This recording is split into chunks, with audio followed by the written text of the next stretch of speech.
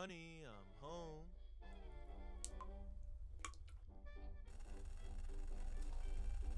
Honey?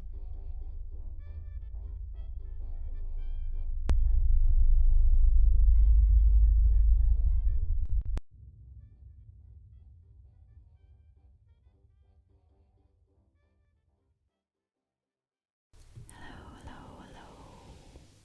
Welcome back to Kirana ASMR. Hello, how are you? Today, I'm actually feeling a little bit under the weather, and this is why it's kind of a low-key kind of day. I hope you guys don't mind, but otherwise, we'll be starting a new series. The title of this kind of already creeped me out and intrigued me, so which is why I chose this series, and I hope you guys will also find it interesting.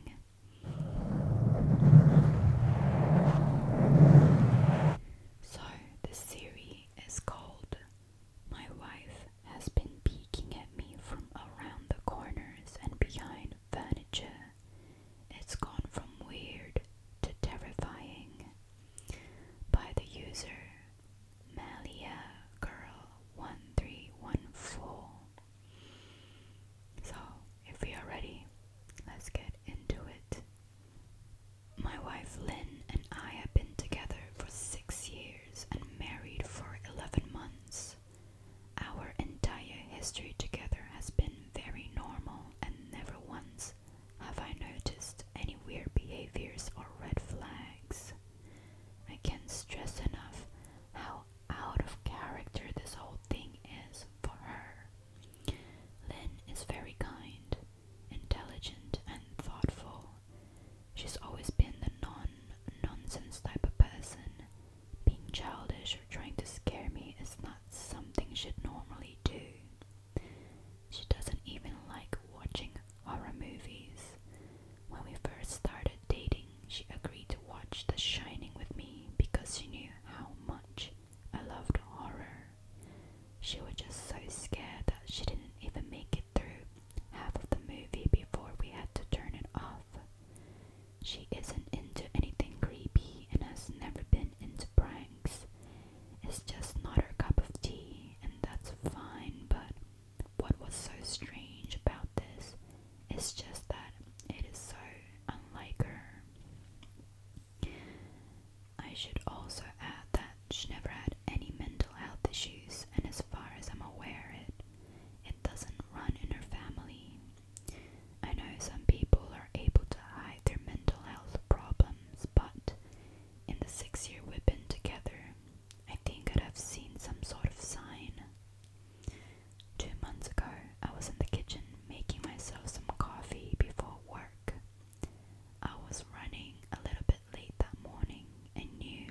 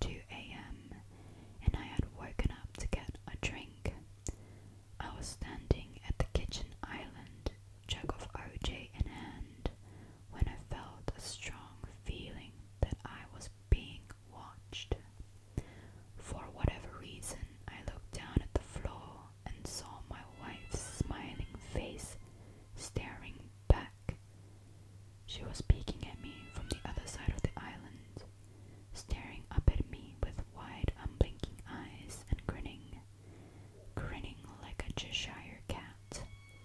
I screamed, I'll admit it, not out of irritation but fear. For some reason at the moment, I was scared. At the sound of my scream, Lynn scuttled backwards out of my view, her hands and feet smacking the tile floor as she hurried out of the kitchen on all fours. I didn't run after her or even yell after her. I just stood there frozen in shock, wondering what the heck had possessed her to do that. It took me a little longer than I like to admit to go back upstairs, but I eventually did.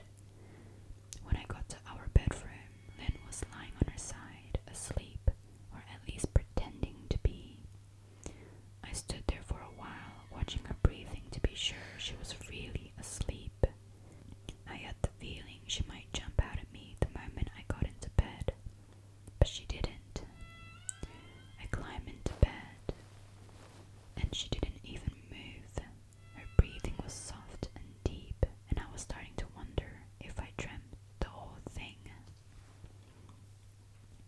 The next morning, I waited for her to come down for coffee, and after handing her a mug and kissing her cheek, I decided to ask her about it. What was that about last night? I asked, keeping my tone light so I didn't offend or embarrass her.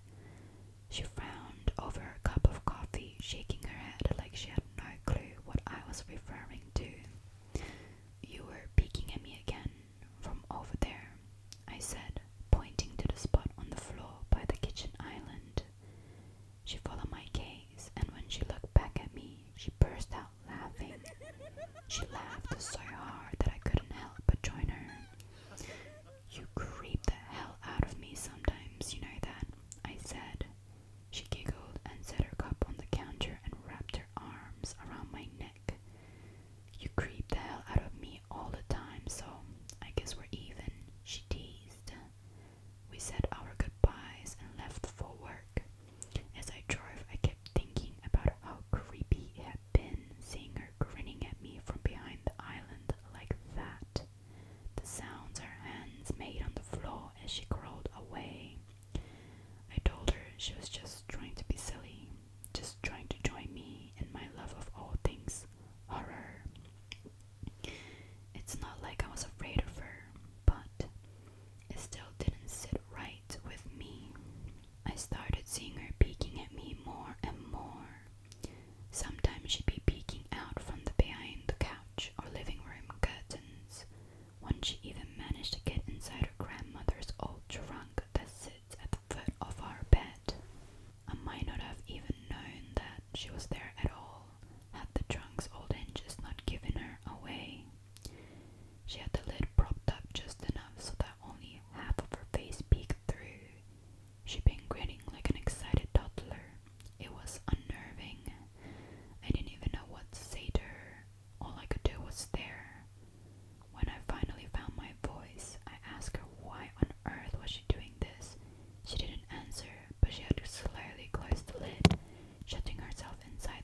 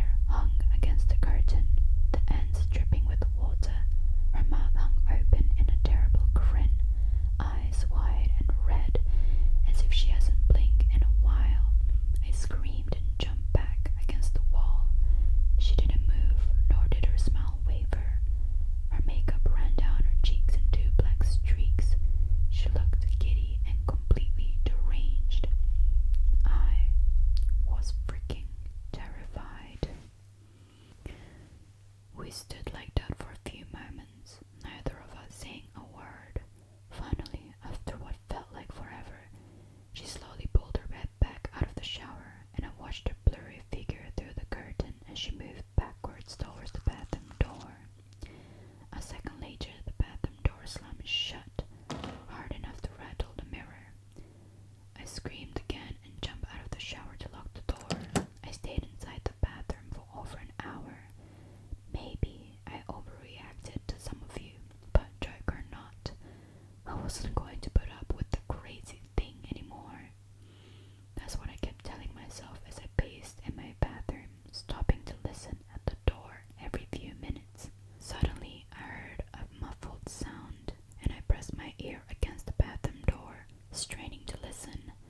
I couldn't hear anything, but I envisioned Lynn standing on the other side of the door, giggling at her joke. I felt a surge of anger. I was beyond pissed at being made to feel scared in my own house and made to hide in the bathroom for an hour. All for what? Some joke. If it was a joke, it was an awful one. What the hell, Lynn? I snapped. This is getting really freaking annoying. I waited for her to apologize or to call me a jerk, but instead I heard a faint moan. So quiet, I wonder if I heard it at all, then complete silence. Lynn, I called out, not able to even hide the shakiness in my voice. I got no response, just my own heavy breathing. I swear to God, just freaking stop it, I yelled, pounding my fist on the door.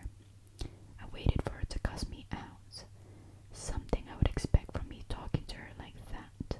I never screamed at her before, but there was nothing, just the occasional drip from the shower head. I won't deny that I was scared, too afraid to open the damn door and face my own wife. I waited another 30 minutes or so, which felt like a freaking lifetime when you're scared. Finally, I decided I wasn't going to spend the night hiding in my bathroom, so I got down on my knees and peered under the door. I almost expected to see her face peeking back at me, but thankfully, I didn't. I could see straight down the hallway to the top of the stairs, but no Lynn. I didn't know if I should be happy about that or not. I looked for a few minutes, waiting to see her head pop up over the top step, but it never came. I stood up, my hand hovering over the door, and mentally prepared myself to open it. I slowly turned the lock with shaky fingers and was about to yank it open when I heard a sound that still makes me feel nauseous when I think about it. A moan, louder than before, but this time I was able to tell just where it was coming from. I turned my head to the closet door, as if in slow motion, and locked eyes with my wife. I was peeking out at me from the slight gap. Her eyes were still wide as ever, and her mouth was hanging open in the most grotesque, gaping smile I'd ever seen. I didn't even scream. I was too scared for even that.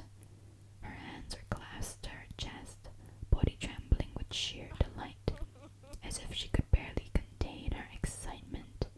A short, raspy moan bubbled up from her throat, deep and raw, sending a shiver through my entire body.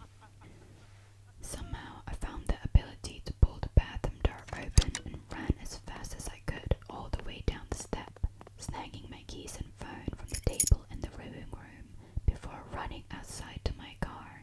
I could hear her shrill laughter behind me, but I didn't hear her getting closer.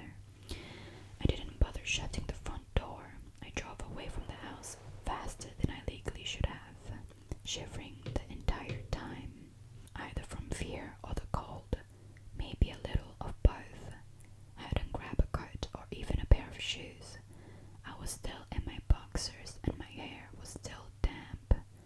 I drove straight to my brother Chris's house, about 40 minutes away, ignoring any and every call and text I got. I didn't check my phone until I was safely parked in my brother's driveway. Lynn had called 4 times and sent a flurry of texts, all wondering where I'd gone and why I left like that. I threw my phone at the dash in a rage, furious at her nonchalant attitude. My brother and his wife were surprised to see me, especially dressed in just a pair of boxers, but told me to stay as long as I needed.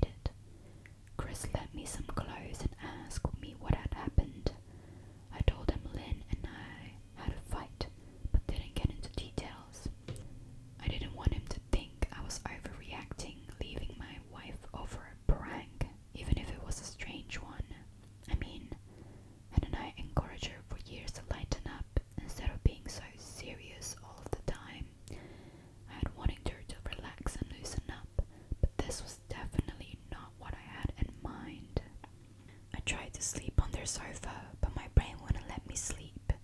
Every time I closed my eyes, I saw Lynn's face staring at me from inside the closet. Knowing she'd been in there with me the entire time made my skin crawl. She never left the freaking bathroom at all. Instead, she slipped inside a closet and slammed the bathroom door shut to fool me. The mere thought of going back home gave me anxiety. I tossed and turned, unable to sleep. Chris ended up giving me a sleeping pill, so I was able to get a little rest. My sleep was filled with terrible dreams, all of Lynn's smiling face. I woke up as the sun started to rise. My sore body ached from the sofa and I felt drained. I knew I'd have to call Lynn at some point, but I didn't know what to say to her. I wouldn't be going home unless she gave me her word. She'd never do any more creepy things. I just wanted my wife back. Her normal, serious self never looked so good to me. I was contemplating on calling her and telling her that when that familiar feeling came over me, that I was being watched.